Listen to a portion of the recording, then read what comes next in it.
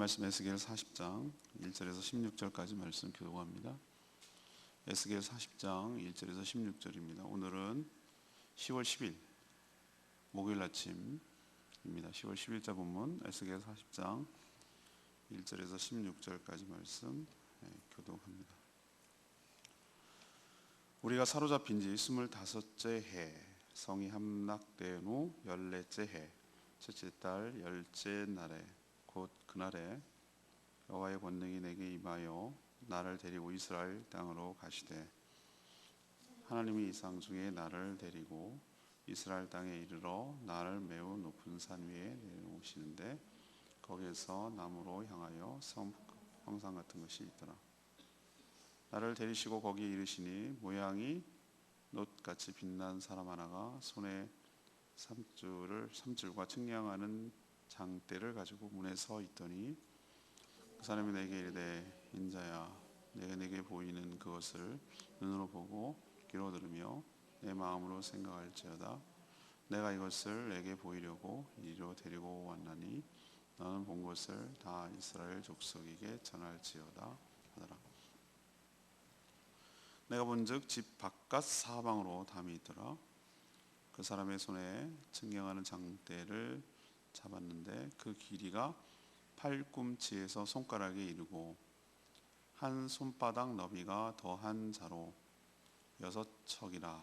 그 담을 측량하니 두께가 한 장대요 높이도 한 장대며 그가 동쪽을 향한 문에 이르러 층계에 올라 그 문의 통로를 측량하니 길이가 한 장대요 그 문 안쪽 통로의 길이도 한 장대며 그 문간에 문지기 방들이 있는데 각기 길이가 한 장대요 너비가 한 장대요 각 방 사이 벽 5척이며 안쪽 문 통로의 길이가 한 장대요 그 앞에 현관이 있고 그 앞에 한 안문이 있으며 그가 또 안문의 현관을 측량하니 한 장대며 안문의 현관을 또 측량하니 8척이요 그 문 벽은 2척이라. 그 문의 현관이 안으로 향하였으며 그 동문간의 문지기 방은 왼쪽에 셋이 있고 오른쪽에 셋이 있으니 그 셋이 각각 같은 크기요 그 좌우편 벽도 다 같은 크기며 또 그 문 통로를 측량하니 너비가 10척이요 길이가 13척이며 이쪽 칸막이 벽도 한 척이요 저쪽 칸막이 벽도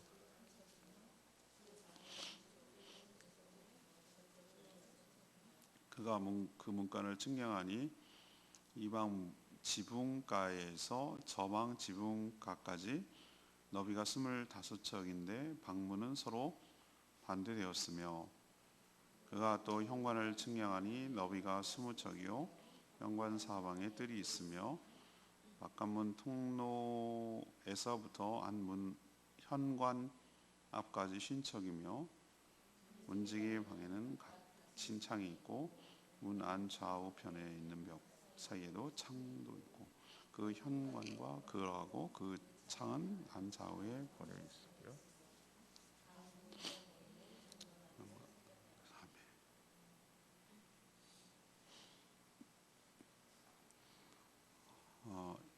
오늘 에스겔이 독특한 환상을 보거든요. 에스겔이 포로로 끌려온 지 25년, 예루살렘 성이 함락된 지 14년, 첫째 달 1월 10일 환상을 본다고 기록하고 있는데 이런 독특한 영적 경험을 하는 거죠. 마치 알라딘에서 나오는 것처럼 에스겔을 데리고 하나님께서 환상으로 보여주신 건데 이스라엘 성으로 데려가는 거죠. 이미 이스라엘 성이 무너졌잖아요. 근데 다시 견고하고 웅장하게 다시 세워지는 재건은 아닌 것 같고 새로 신축하는 이런 환상을 지금 보고 있는 거예요. 근데 녹같이 빛난 사람이 측량하는 한 장 이렇게 긴 막대기 같은 거를 가지고 재면서 이 모든 건축을 지금 주도하고 있는 것을 볼 수 있어요. 오늘부터 내일 모레 이제 주말까지 계속 이런 얘기 나오는데 설계하는 사람은 재밌을 것 같아요. 이거 하면은 그리고 제가 이 그림대로 그려낸 평면도를 봤어요. 제가 봤는데 직사각형처럼 생긴 방 같이 생긴 커다란 이 건축물인데 아주 내부 시설이 복잡해요. 뭐 매층에도 이렇게 층계도 있고 뭐 안에 내부 시설도 있고 돌아가면서 길도 있고 보니까 그렇게 생겼어요. 그거를 우리가 이게 말로 설명하는 그림을 이렇게 보여주면 좋은데 말로 설명하려니까 너무 힘든 거예요. 지금 이해도 어렵고. 아무튼 우선 재건될 성의 그 성벽을 보면 한 장대. 근데 한 장대는 여기서 보니까 6척, 여기서부터 여기까지가 한 척 이렇게 봤을 때 45cm라고 감안을 하는 거예요. 평균. 예, 그래서 딱 떨어지는 거 아니에요. 이 길이와 우리가 지금 하고 있는 1m, 2m 이런 개념하고 좀 다르기 때문에 그래서 이것을 학자들이 한 3m 10, 3m 20 이 정도로 보는 거예요. 한 장대를. 그 크기를 좀 머릿속에 두면 될 것 같아요.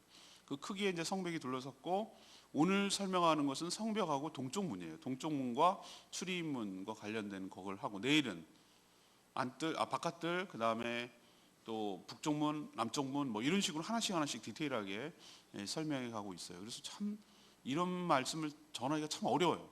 이게 뭐였다는 거야 라는 생각이 들기 때문에 그런 거죠.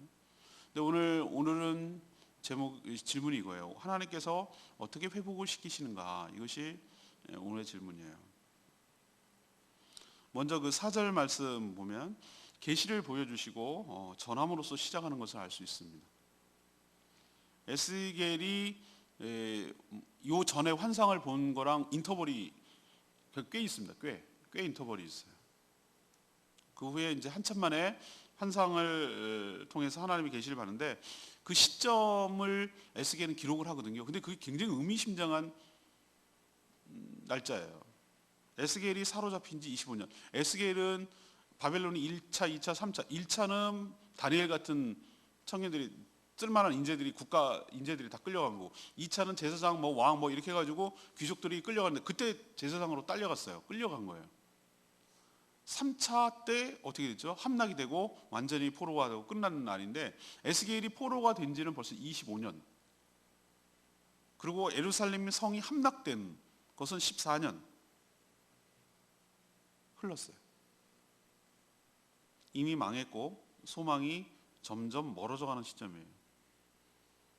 제가 알기로는 살인죄를 졌어도 예를 들면은 무기징역이 아닌 다음에 몇 년이냐면 15년 살인죄를 아주 고의고 악의적으로 하지 않으면 15년이거든요. 형을 살고 나면 석방한다고요. 인생에 있어서 15년이 얼마나 큰 세월인데요. 그렇죠? 1년도 소중한데 15년을 갖다가 아무것도 못하게 감옥에 넣는다? 굉장히 큰 거거든요. 근데 몇 년이 지났다고? 25년이 지났어요. 예루살렘 성읍도 함락된 지 14년이 흘렀고 이런 상황에서 나라가 재건되고 나라가 회복되리라는 소망이 여러분 생기겠습니까? 점점 소망이 멀어져가는 시점이에요. 바로 그때 그 분위기를 알고 있어야 되는 거죠. 첫째 달 10일. 이스라엘 백성들에게 첫째 달 10일은 어떤 의미가 있는지 아십니까? 이게 바로 대속죄일이에요. 대속죄. 제사장이 백성의 죄를 용서받기 1년에 한 번 지성소에 들어가는 날. 백성들은 그날 금식을 선포하고 참여하는 날. 이 날이 바로 1월 10일이에요. 여기에서 저는 뭘 발견했냐? 목사님 대단하세요. 어떻게 그냥 날짜만 갖고 그런 걸 얘기하세요? 그게 바로 목회자가 할 일이죠. 여기서 소망과 절망이 이렇게 교체하고 있는 모습을 볼 수 있어요. 누가 봐도 이스라엘 백성들은 이런 지금 처한 상황은 절망이에요. 소망이 없어요. 점점 25년, 14년. 그러나 하나님은 에스겔에게 이때 바로 이날 참여하는 그날 환상을 통해 자신의 계획을 계시하에 줌으로써 소망의 소식을 전하고 있어요. 에스겔을 환상 중에 이스라엘 땅 높은 곳으로 이끌고 가십니다. 입체적으로 보여주시는 거죠. 거기서 보여주시는 것은 망해버린 예루살렘 성 한 도시의 재건이었어요. 재건이라고 제가 표현했지만 더 엄격하게 말하면 거의 새로운 신도시를 건설하는 거예요. 그리고 오늘 사절에 있는 중요한 말씀, 인자야 너는 보고 눈으로 보고 귀로 들으며 내 마음속으로 생각할지어다. 그리고 이것을 내게 보이려고 데리고 왔다. 너는 본 것을 다 이스라엘 족속에 뭐 할지어다? 전할지어다. 에스겔에게 이 환상을 보여주신 건 뭡니까? 보고 듣고 마음속에 간직한 것을 이스라엘 백성들에게 뭐 해주라고? 전달하라고 너를 여기 데리고 온 곳이다 라고 얘기하는 거예요. 이 얘기는 뭐죠? 우리에게 암울한 상황이고 소망이 없어 보이고 점점 이 나라 생각하면 전 나라를 이렇게 나라를 위해서 기도할 때가 있거든요. 이거 진짜 참 걱정. 앞이 안 보이네. 북한은 저러고 있고 저 협상은 깨지고 자기 뜻대로 안 들어준다고 저러고 앉았고 막 위협하고 협박하고 있고 일본은 저러고 깐죽깐죽거리고 있고 중국도 여전히 우리를 눌러대고 있고 사드만 있으면 사드 얘기하고 있고 근데 우리나라를 똘똘 뭉쳐도 지금 시설찰반에 이렇게 분열이 되고 서로 의견이 갈리고 서로 싸우고 있고 기가 막힌 거예요. 기가 막힌 거. 이래서 이 소망이 있겠나 이 나라가. 어디 탈출구가 안 보여요. 근데 하나님께서 다 생각이 있지 이 얘기를 지금 하고 계시는 거예요. 그리고 하나님이 계시를 보여주심으로써 이런 놀라운 계획, 다 망해버린 나라가 이렇게 다시 새로 건축되고 새로 만들어질 것이라는 놀라운 환상을 누구에게 보여주라는 거예요. 네가 먼저 보고 듣고 그 모든 희망의 소식을 네가 다 본 그대로 들은 그대로 전하라. 이게 소망이다. 이게 바로 하나님이 너희에게 주시는 소망이라는 걸 가르쳐주고 있습니다. 회복이 어떻게 시작되는가? 하나님의 뜻을 보여주시고 그 뜻을 전하여서 듣고 그 모든 들은 성도들이 하나님의 그 뜻을 믿고 소망 가운데 살아갈 때 우리 인생에도 우리 삶에도 이 나라와 이 민족에게도 소망의 빛이 한 줄기 빛이 비치게 될 줄로 믿습니다. 두 번째는 5절 말씀인데요. 예수 그리스도께서 회복을 주도해 가신다는 것을 우리에게 보여줘요. 에스겔이 하나님의 권능이 임하여 이상 중에 데려간 곳은 이스라엘 땅 높은 곳이었어요. 왜 높은 곳입니까? 그래야 잘 보이니까. 거기서 거대하고도 견고한 도시가 건설되는 현장을 환상으로 보는 것이죠. 근데 이 신도시의 건설을 누가 주도하는가? 에스겔 눈으로 보기에는 오늘 표현이 어떻게 생겼습니까? 3절 놋같이, 놋이 뭐죠? 우리로 치면 동 청농같이 이렇게 동 알죠? 반짝반짝 비는 브론즈 동처럼 빛이 나는 사람 하나가 그랬어요. 그 손에는 삼줄은 우리가 먹줄 먹인다. 우리 송성현 선생님 자주 하는 그 먹줄 팅 해가지고 이렇게 어디부터 어디까지 공구리 쳐 할 때 그 먹줄. 우리는 옛날에 줄자 이렇게 끈 갖고 줄자를 재고 이렇게 했잖아요. 거기다가 측량하는 장대. 옛날에는 요즘은 띵 광선을 써가지고 얼마 몇 미터 이렇게 얘기하는데 옛날에 그게 없으니까 긴 대나무자. 전 대나무 자 같은 걸 어디서 많이 봤냐면은 포목점 한 마, 두 마, 세 마 이 구분도 잘해 이렇게 돌려가면서.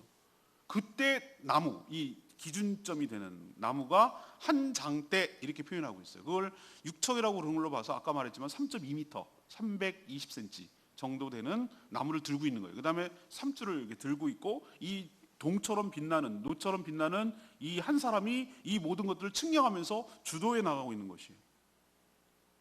감리 시공 업체 작업 반장 겸 이 모든 것들을 주도해 가는 거예요. 성벽을 건설하는데 얘를 샘플로 보여주는데 높이와 두께가 모두 6척 손에 들고 있는 한 장대. 이게 굉장히 표준 같아요. 3.2m 높이, 두께가 3.2m, 여리고성이 5m라고 그랬어요. 우리도 옛날 뭐 이렇게 수학여행 가고 뭐 그런 거 보면은 성 이렇게 있잖아요. 나가늪섬 뭐 이런 거 보면은 높이도 높이지만 두께도 의외로, 왜냐면 쉽게 무너지면 안 되니까 막 마차 하나가 지나갈 정도로 굉장히 큰 두께, 단단한 두께인 것을 볼 수 있어요. 만리장성 보세요. 사람이 뭐야? 그 위에 올라가면은 차가 한 대 지나갈 정도인데. 그렇게 단단한 것을 이거 갖고 재는 거예요. 위 높이 한 장대 3.2, 두께 3.2. 이거를 이렇게 재는데 이 장대를 사용하는 거예요. 녹같이 빛난 사람이 누구입니까? 예수 그리스도예요.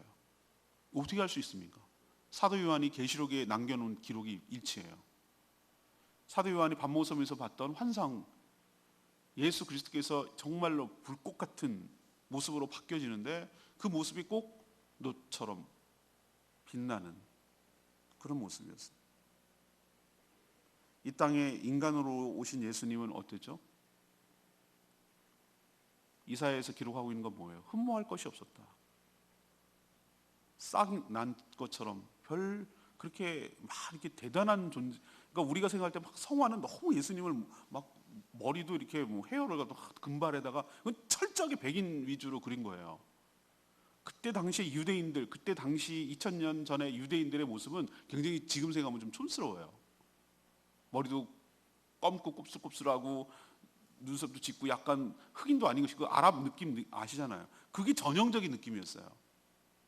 근데 보세요. 성화에 확 하고 막 너무 멋있잖아요. 훈남 아니에요? 예. 그런데 그렇지 않고 별 볼 일이 없어요. 인간 예수님이라는 분은.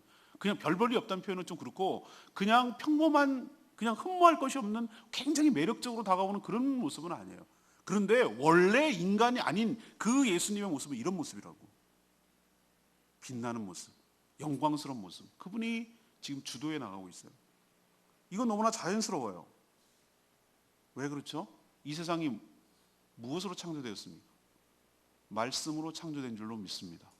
저는 어렸을 때 유치부 때 이 얘기 듣고 이거 정말 조심해야 돼. 이거 곰같이 한번 난리 나서 뒤집어진 적이 있어요. 하나님이 말씀으로 빛이 있으라. 그래서 빛이 있어요. 이렇게 하는 거, 이 애들한테 그렇게밖에 이해 못해요. 그런데 여러분 생각해보세요. 하나님 입이 어딨냐고, 입이. 영이신 분이. 빛이 있으라. 이렇게 말했다고요? 아니에요. 말씀으로 창조했다는 얘기는 누구를 통해서, 그걸 나중에 신약 성경은 설명을 해줘요.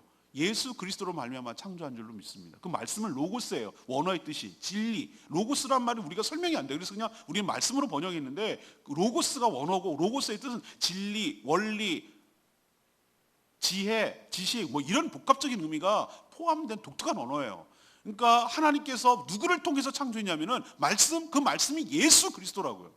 예수 그리스도를 통해서 이 모든 설계도예요. 설계도. 지금으로 치면 설계도예요. 그분이. 살아있는 설계도. 인격적인 설계도, 죽어있는 도면 설계도가 아니라 살아있는 그분을 통해서 이 모든 것들이 창조됐어요.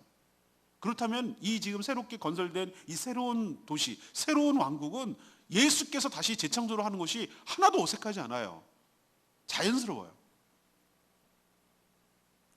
새로운 역사 역시, 새로운 도시 역시, 창조 역시 그가 예수 그리스도께서 모든 일을 주도하며 이끌어가게 되실 줄로 믿습니다.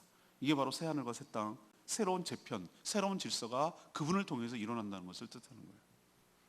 세 번째 얘기는 6절 말씀, 거룩하고 영광스러운 나라로 회복된다는 걸 우리에게 보여줍니다. 에스겔이 환상을 본 것은 견고하고 거대한 건축물, 성전을 넘어서 제가 보기에는 하나님의 새로운 도시 건설하는 것을 보여주는 셈이죠. 하나님이 이런 환상을 보여주시는 것은 장차 회복될 이스라엘 모습을 미리 보여주시는 것입니다. 그렇다면 허물어진 예루살렘 성전을 건축물로서 재건한다는 뜻인가? 그렇지 않아요. 이건 상징이에요, 상징. 정말로 허물어진 것을 다시 뚝딱뚝딱 거리고 만들어서 세울 거냐? 그건 아니에요. 이 환상은 작게는 교회를 의미하며 크게는 하나님의 나라를 의미하는 줄로 믿습니다. 녹같이 빛난 사람은 아주 치밀하고도 섬세하게 설계하고 시공하고 진행하고 있는 것을 볼 수 있어요. 가장 먼저 소개되는 것이 뭐죠? 외부와 내부, 바깥과 안을 구분을 하고 갈라내는 성벽부터 지금 소개하고 있잖아요. 그 높이와 두께가 아까 말했듯이 몇 미터라고요? 3.2m. 꽤 높습니다. 우리 천정 한 층이 보통 3m 정도 된다고 보는데, 그러니까 한 층 정도의 높이가 있는 거예요. 사람이 아무리 키가 큰 서정훈 같은 애도 2m 위에서 이렇게 볼 수는 없어요. 키가 점프를 해야 볼 수 있지. 그냥 걸어 다니면서 볼 수 있어요. 외부랑 볼 수 없어요. 구분한다는 거예요. 구분. 3.2m 두께니까 이렇게 넘어서 볼 수가 없어요. 두껍고 단단한 성읍이에요. 그리고 문은 동쪽으로 나 있어요. 글로만 출입할 수 있어요. 어느 구조죠? 모든 성전과 성막은 항상 동쪽이 출입문이에요. 어디로 들어오면 다 양이 도둑이라고 그랬죠? 출입으로 문으로 양의 문으로 들어오지 않냐고 울타리 넘어서 들어오면 다 도둑이라고 그랬어요. 내가 곧 문이라고 그랬어요. 동쪽에 문지기가 있어 거할 빵이 있어요. 이게 뭐죠? 지킨다는 얘기예요. 하나님의 나라는 분명 이 담 쳐져 있듯이 세상과 확연하게 구별될 줄 알아요. 분명한 선이 있어요. 오직 동쪽 양의 문으로만 오가고 나가고 출입이 가능하고 문지기가 모두 다 이것을 체크하고 지키게 될 줄로 압니다. 이렇게 하나님의 나라는 영광스러운 모습으로 회복되어 갈 줄로 믿습니다. 역시 레마의 말씀이 4절 말씀이 오늘 굉장히 크게 다가왔어요.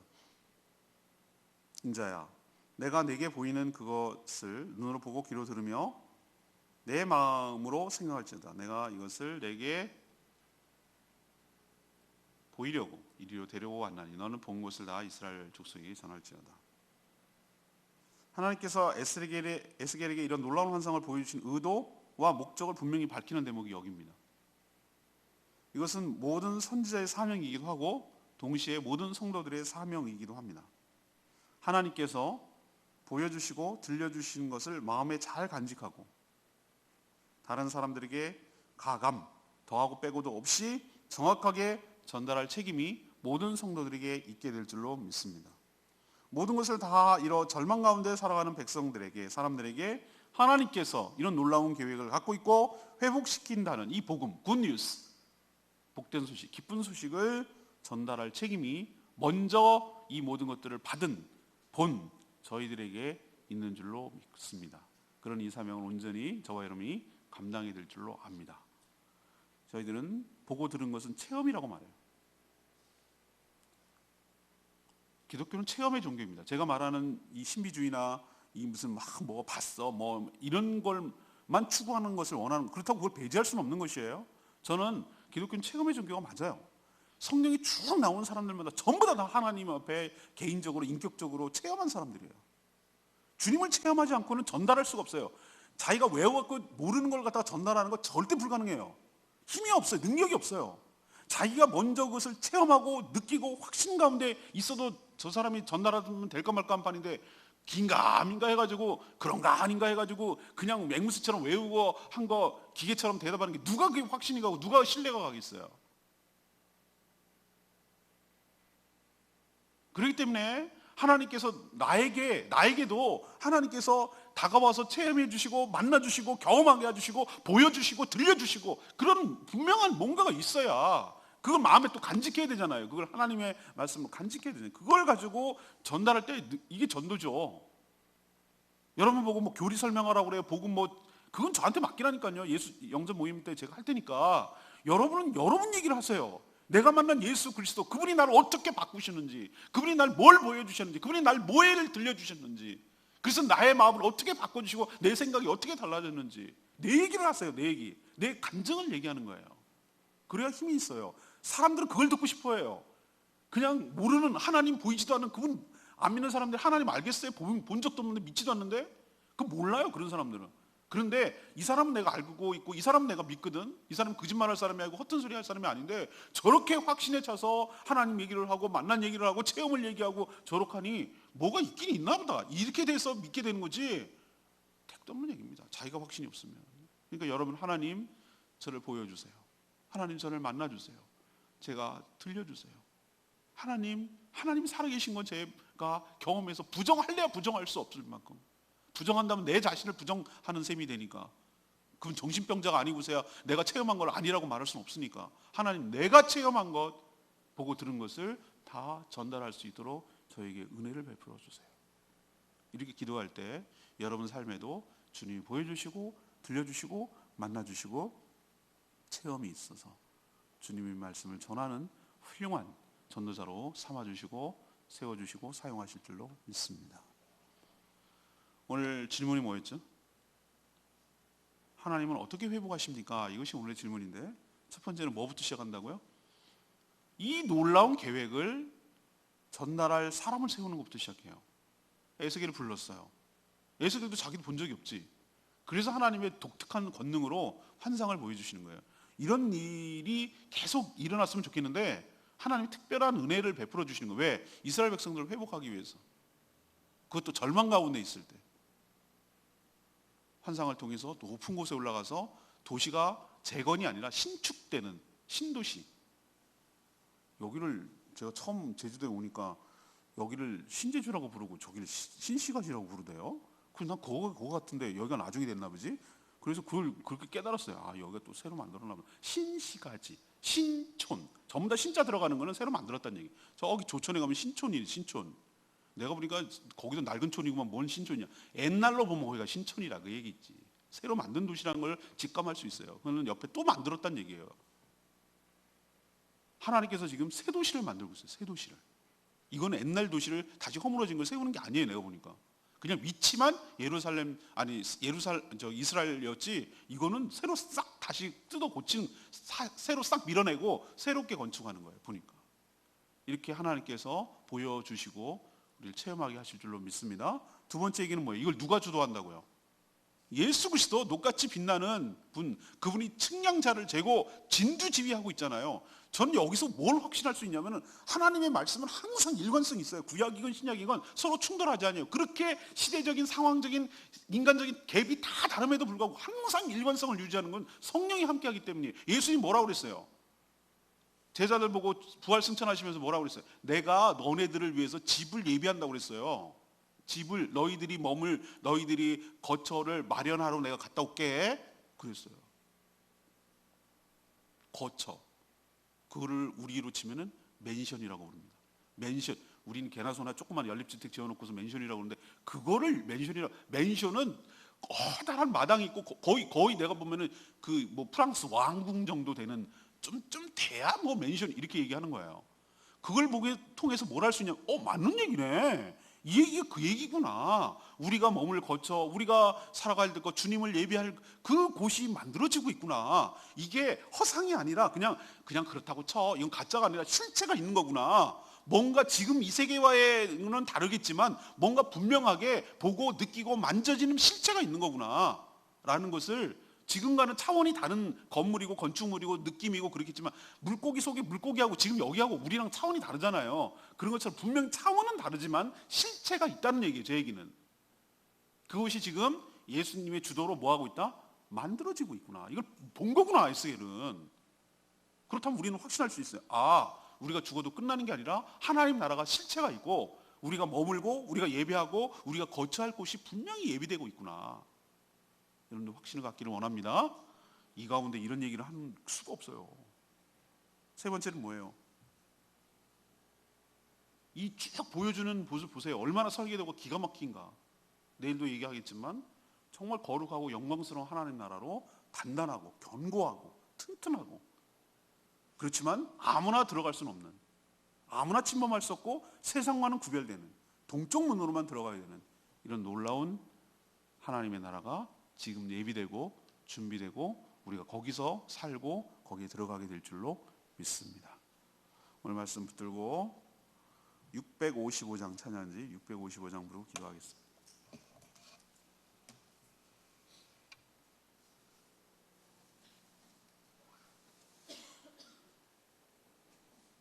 찬양지 655장, 우리를 사용하셔서 우리에겐 소원이 하나 있네. 맞습니다.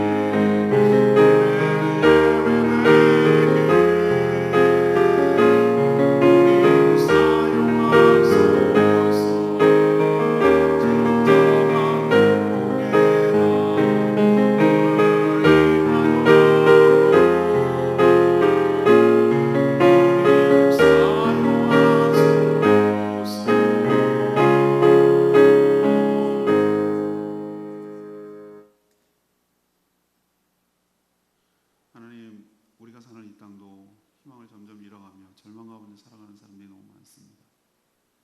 그러나 하나님은 우리를 향한 놀라운 계획을 가지고 계신 줄 믿습니다. 예수 그리스도를 통해 새 하늘과 새 땅을 다시 창조하시고 우리를 거기로 인도해 가실 줄 믿습니다.